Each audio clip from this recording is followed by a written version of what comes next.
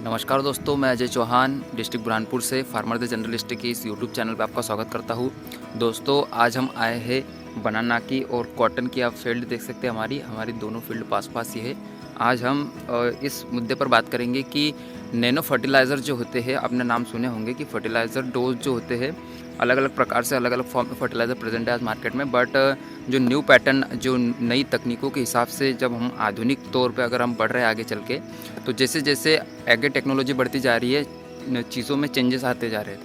तो आज हम बात करेंगे नैनो फर्टिलाइज़र के ऊपर कि नैनो फर्टिलाइज़र क्या होते हैं और नैनो फर्टिलाइज़र का यूज़ हम अपनी फील्ड में क्यों करें और इनसे क्या बेनिफिट मिलता है। जो फर्टिलाइज़र डोज हम नॉर्मली देते हैं उनके बजाय नैनो फर्टिलाइज़र कैसे डिफरेंट है, कैसे अलग है, कैसे हम दोनों में डिफरेंस कर सकते हैं और कैसे हम उसका उपयोग कर सकते हैं, कितना आसान है या कठिन है और उससे हमें क्या फ़ायदा मिल सकता है। तो आज हम सभी बातों को डिस्कस करेंगे, इसलिए वीडियो के अंत तक ज़रूर बने रहिए। दोस्तों, आप देख सकते हैं ये हमारी बनाना की फील्ड है। यह हमने बनाना लगा दिए है शकर्स को। और आप दूसरी फील्ड में देख सकते हैं ये हमारी कॉटन की फील्ड है, जहाँ पर हमारे कॉटन की लगभग समय सीमा समाप्त तो होने पर ही है। अभी इसके ना इरिगेशन देने की ज़रूरत है, ना कुछ देने की ज़रूरत है। अभी इसकी इल्डिंग चल रही है, अभी इससे उपज निकाली जा रही है। कपास को चुनकर अलग किया जा चुका है और अभी कुछ जो कपास को चुनना बाकी भी है। और इन दोनों फील्डों में दोस्तों हमने नैनो फर्टिलाइज़र के रूप में हमने नैनो यूरिया को यूज़ कर चुके हैं। जी हाँ दोस्तों, नैनो यूरिया को हमने इसमें यूज़ किया है स्प्रे के रूप में। तो अभी मैं आपको बताता हूँ कि कितना आसान है इसे उपयोग करना और इसका फ़ायदा कितना हो सकता है। दोस्तों, नैनो फर्टिलाइज़र का उपयोग करने के बहुत सारे पॉइंट हैं। जैसे पहले पॉइंट पे हम बात करें कि नैनो फर्टिलाइज़र का अगर हम उपयोग करते हैं तो ये बहुत ही कम मात्रा में लगते हैं। अर्थात अगर हमारी फील्ड को जितने अगर नॉर्मली हम फर्टिलाइज़र देंगे तो उससे बहुत ही कम गुना में, बहुत ही कम मात्रा में हमें नैनो फर्टिलाइज़र लगेगा। मतलब हमारी कॉस्ट भी बचेंगी। दूसरा दोस्तों, एक टेक्निकली इम्पैक्ट ये होता है नैनो फर्टिलाइज़र का कि अगर हम हमारी फील्ड में, जिस भी फील्ड में, जैसे मैं एग्जांपल के थ्रू पर अगर नैनो यूरिया की बात करूं कि नैनो यूरिया आज मार्केट में नैनो फर्टिलाइज़र का एक सबसे बड़ा और सबसे अच्छा एग्जांपल है। अब नैनो फर्टिलाइज़र में नैनो यूरिया जो होता है, यूरिया का काम वही होता है प्लांट की ग्रोथ करना, फोटोसिंथेसिस, प्रोटीन संश्लेषण, बहुत सारी चीज़ों में यूरिया अपना रोल निभाता है। तो दोस्तों जो नैनो यूरिया होता है उसको अब अगर हम फोलियर स्प्रे करके देंगे, अगर हम हमारी फील्ड में अगर स्प्रे कर देते हैं, ना कि बेसल डोज से दे बल्कि नॉर्मली डोज से दे और रूट में, बल्कि हम अगर उसकी लीफ के ऊपर, प्लांट्स की लीफ के ऊपर अगर स्प्रे कर देते हैं तो डायरेक्टली वो जो माइक्रो न्यूट्रेंट होते हैं, जो पोषक तत्व होते हैं, वो डायरेक्टली प्लांट की लीफ में जो स्टोमेटा होते हैं उससे इंटर करके सीधे प्लांट को अवेलेबल हो जाते हैं। जबकि हम जो नॉर्मल फर्टिलाइज़र देते हैं उनमें ये सब प्रोसेस, प्लांट को अवेलेबल होने की, प्लांट को मिलने की प्रोसेस, ये प्रोसेस थोड़ी लंबी होती है।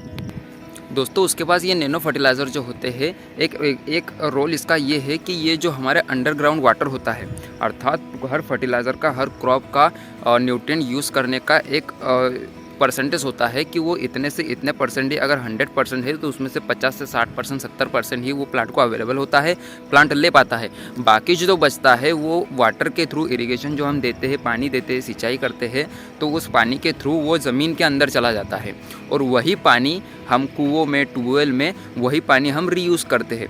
तो उसी पानी में वो सारे न्यूट्रिएंट, सारे केमिकल अवेलेबल रहते हैं जो हमें आगे चलकर बहुत सारी बीमारियों का कारण बनते हैं।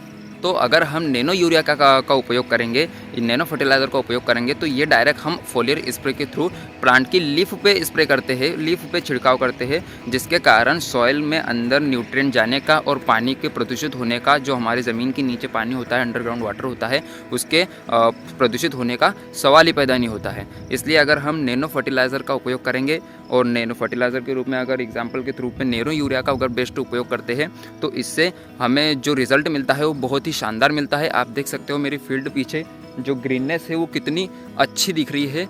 पूरे प्लांट जो है, एक भी प्लांट येलो या ड्राई नहीं है, पूरे प्लांट यंग है और ग्रीननेस से भरे हुए हैं। तो ये रिज़ल्ट है नैनो यूरिया का।